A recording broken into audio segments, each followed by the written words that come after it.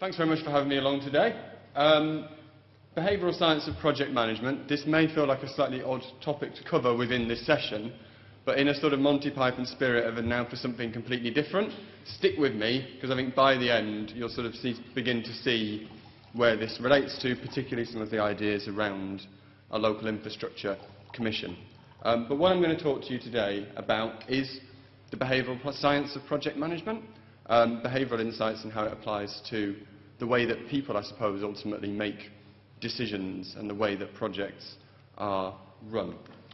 So, can I just start by asking how many of you have come across the Behavioural Insights team before? Can I get a rough show of hands?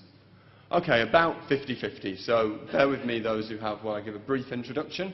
But the Behavioural Insights team was set up inside the Cabinet Office originally back in 2010 with the goal of applying behavioural insights to public policy, to what government does and to how it does it. We've been going since 2010, but a couple of years ago we were mutualised and spun out of government, so we're now an independent organisation and we work with local governments, national governments, international governments as well. Worth saying, we're also known as the nudge unit. We don't like the term. I try to avoid using it, but I usually get at least 5 sort of, oh, that's who you are, when I say that, so we are also the nudge unit. But what do I mean by behavioural insights? It's a kind of broad catch-all term for disciplines that study how people behave in the real world, in a real environment. And I think the thing we're possibly most famous for is sort of understanding and applying behavioural economics to public policy. So this is the sort of study of economics that tries to take a more realistic view of how people make decisions, micro and macro. But alongside that, we also have people on the team who are specialists in social psychology, ethnography, and public policy. And what unites these different disciplines is it's about understanding how people behave in practice and using that to inform what government does and how it does it, with the goal of making it more in tune with how people behave and ultimately, hopefully, more effective.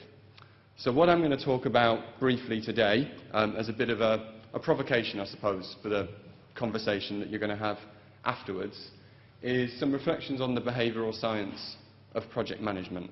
And the reason I'm talking about this is that, as we just heard at the Leeds Climate Commission, this session is about understanding how different actors can work together, different organisations, different people, in order to achieve infrastructure goals.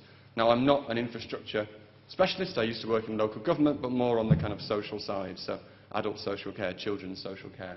But what we are very interested in as a team is how people make decisions and how the environment, how the context they're in, how the people around them, and how the way that choices are framed can have sometimes surprisingly significant impacts on the way that people act, on the decisions that they take.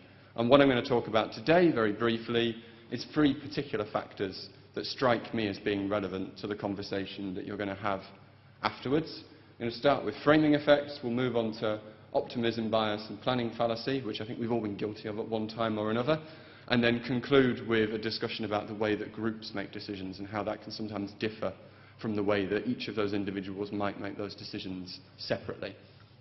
If we start with optimism bias and planning fallacy, what do I mean by this? Roughly speaking, we all tend to think that we're going to do better than the average. Young drivers think they are less likely than their peers to be involved in a road traffic accident. Smokers think they're less likely to get cancer than other smokers, actually. Traders in stock markets tend to think that they're less likely than their peers to kind of underperform or to make errors. And this is a systematic factor in the way that we make decisions and in the way that we judge situations. And the crucial one, of course, is we all think we're more likely than we are to win the lottery. So how does this affect, or could it affect, project management? Overspends and setbacks. It's very easy to consistently underestimate these things or to overestimate the positive impact that we're going to have.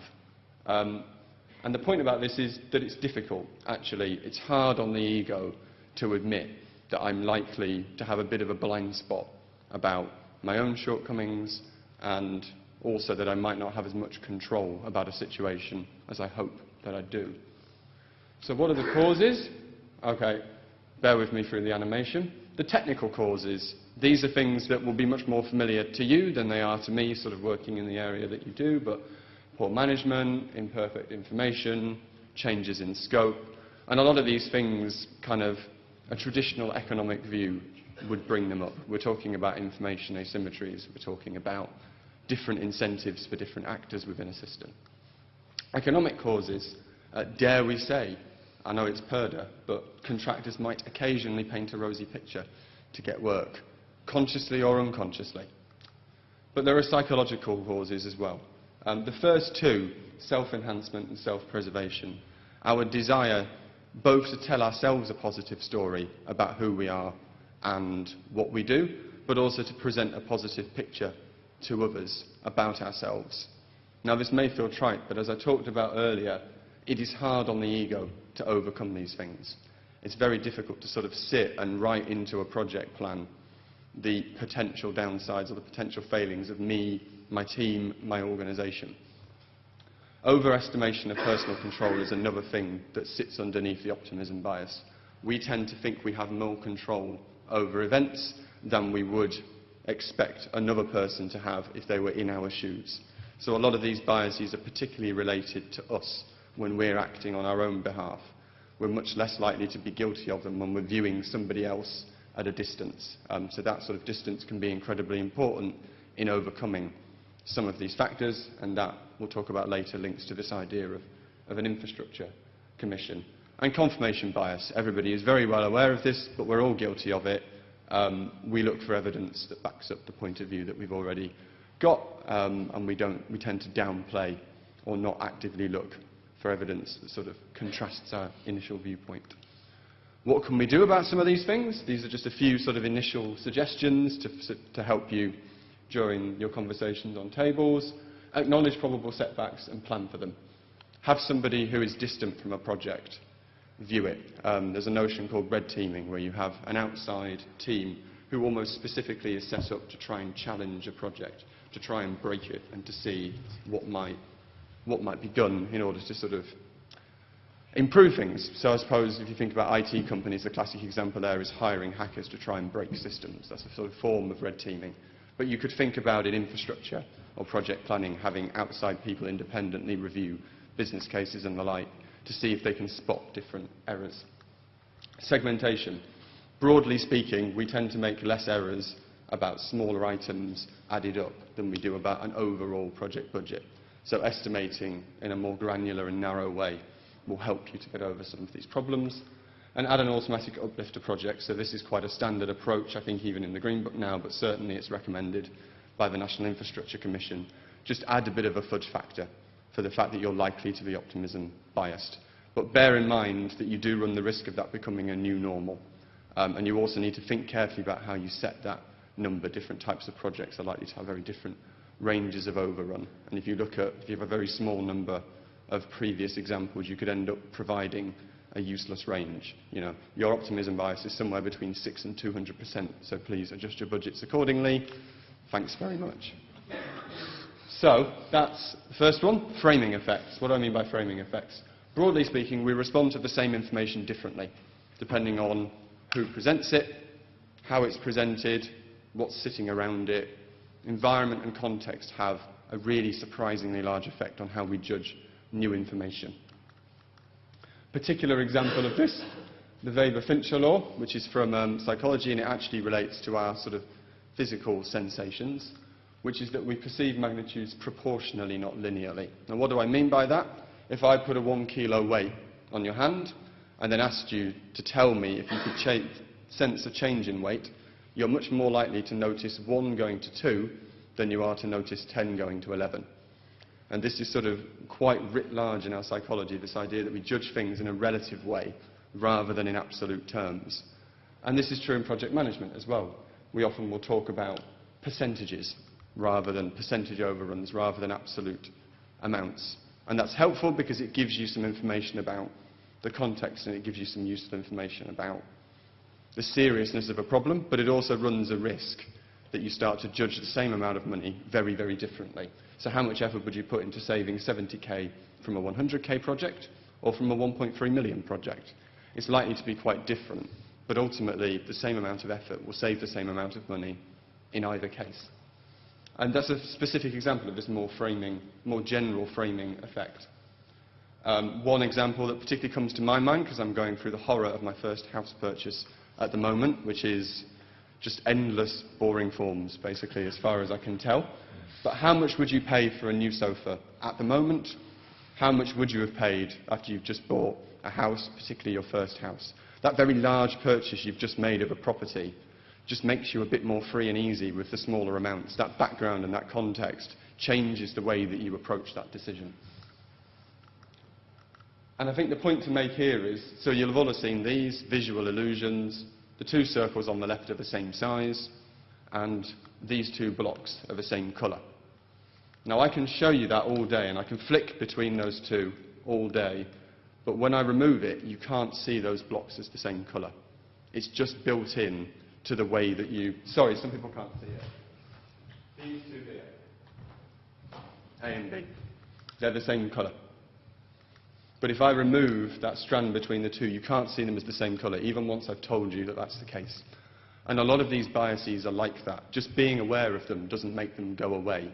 You need to think about how you frame and how you contextualise decisions to make it clearer. You need to create the equivalent of this bar in your systems. Solutions: simultaneously review budgets of mixed value. Saving 50k on a 1 billion project doesn't look trivial when you've just talked about a lot of 50k projects you'd like to do and you don't have the funding for. Try to think in absolute terms rather than percentages, or at least try to think about them in both ways. And quantify savings in terms of opportunity cost. Saving 100k on a 1 billion project, what would that get you? What could you do instead? That'll help to bring those amounts to life and will help to make those decisions more rational, I suppose. So groupthink, I think this is really interesting for the conversation we're about to have. Decisions made as a group often don't reflect what those people would have done had they all sat and made a decision independently, and that's for quite a wide range of reasons. Lack of confidence against strong leadership or even legitimate authority. A senior manager or a senior influencer in a room will shape the way that that conversation goes and will drive the decision in a particular direction. Normative social influence and informational social influence. So what we think others want us to do and also what other people are doing have a massive impact on the way that we behave. One of our very famous projects is adding 9 out of 10 people pay their tax on time to a council tax letter improves reply rates because we like to feel that we're acting in the same way as our peers.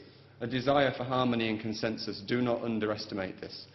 Feeling like you've had a big multi-agency conversation, whether this is in social care or infrastructure, it can feel like you've got lots of different people around the table and you've aggregated all of their different views and got to the best decision. Actually, often that isn't the case. People are concerned about rocking the boat, people harden into their existing positions. The wisdom of the crowd kind of only works if people are making decisions relatively independently and if they feel comfortable challenging existing positions. Otherwise, more people does not necessarily get you to a better decision. And like-minded groups often reinforce each other's beliefs, whereas conflicting groups can cause us to harden and exaggerate our case. And there's lots of evidence about how groups debating, for example, political issues will actually drift to the extremes of their relative positions rather than moving to the middle. So they sort of harden in response to the other. So group dynamics, the headline is group dynamics substantially change the decision-making process. Am I running out of... Yeah. I've got a couple more slides, but I'll flick through them very, very quickly. A really good example of this that I'd like you just to have a look at afterwards is John F. Kennedy in the Cuban Missile Crisis. It's very famous. It's talked about a lot in management science. The Bay of Pigs invasion was a disaster, and he was keen to avoid the same decision happening again. So during the Cuban Missile Crisis, he used a lot of the approaches I'm about to talk about to try and get to a better decision, breaking up groups, getting rid of himself from the room so he's not steering conversations, etc. So a few examples here: ensure there's critical evaluation of ideas, break up group cohesion where you can, and remove overpowering leadership. Try and make sure everybody's on an equal pegging. And the final thing I wanted to say, which links to the discussion about a local infrastructure commission, is that it could help to achieve a lot of these goals, actually. So by considering a broad range of projects, it wouldn't be subject to the same framing effects as people working on only 1 or 2 projects in a particular area. By taking an impartial and arm's length view, it could help to tackle some of these optimism biases, to draw on evidence from other areas about what overruns tend to look like. And designed well, it could help to tackle some of these groupthink effects, or these quirks that happen when groups of people get together in a room, but details matter. And the way that things are set up and the roles, responsibilities and processes will have a big effect on whether this kind of approach is effective or not. But I'm going to stop at that point and pass over to the third speaker. Thank you very much. Thank you very much, Andy.